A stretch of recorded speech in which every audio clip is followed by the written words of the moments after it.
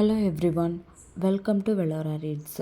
இப்போது என்ன கதை சொல்ல போகிறேன்னா, தூங்க முடியாமல் இருக்கிறவங்களுக்காக ஒரு மோட்டிவேஷ்னல் ஸ்டோரி. ஒரு சின்ன கிராமத்தில் மணிகண்டன் ஒரு பையன் இருந்தான். அவனுக்கு நைட்டு வந்தால் தூக்கமே வராது. ரொம்ப டயர்டாக இருந்தாலும் மனசு மட்டும் ஓயாமல் ஓடிக்கிட்டே இருக்கும். நாளைக்கு என்ன ஆகும், நான் சரியாக செய்கிறேனா, என்னோடய வாழ்க்கை எப்போ மாறும் அப்படிங்கிற தாட்ஸ் அவனை தூங்க விடாமல் செஞ்சுட்டே இருந்துச்சு. ஒரு நாள் அவனோட தாத்தா கிட்ட சொன்னான், தாத்தா, என்னால் தூங்க முடியலை, மனசு எப்பவும் பயமும் கவலையும் நிறைஞ்சதாகவே இருக்குது.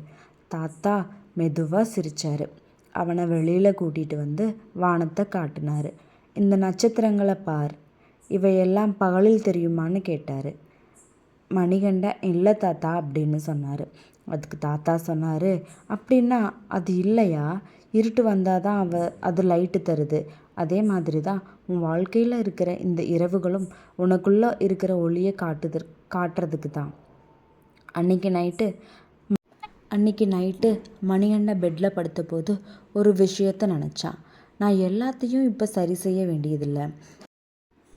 இந்த நைட்டு ஓய்வெடுக்கிறதுக்காக தான். அவன் மூச்சை உள்ளே இழுத்து வெளியே விட்டான். இதே மாதிரி மூச்சு பயிற்சி செஞ்சிட்டே இருந்தான்.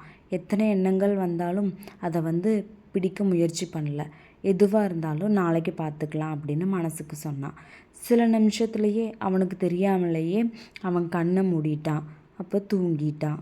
இந்த கதை நமக்கு என்ன சொல்லுதுன்னா, எல்லா கவலைக்கும் இப்போ பதில் தேவையில்லை. தூக்கம் ஓய்வு மட்டும் இல்லை, அது ஒரு சிகிச்சை. இரவு உங்களை பலவீனமாக காட்டலை, உங்களை வலிமையாக்க தயாராக்குது.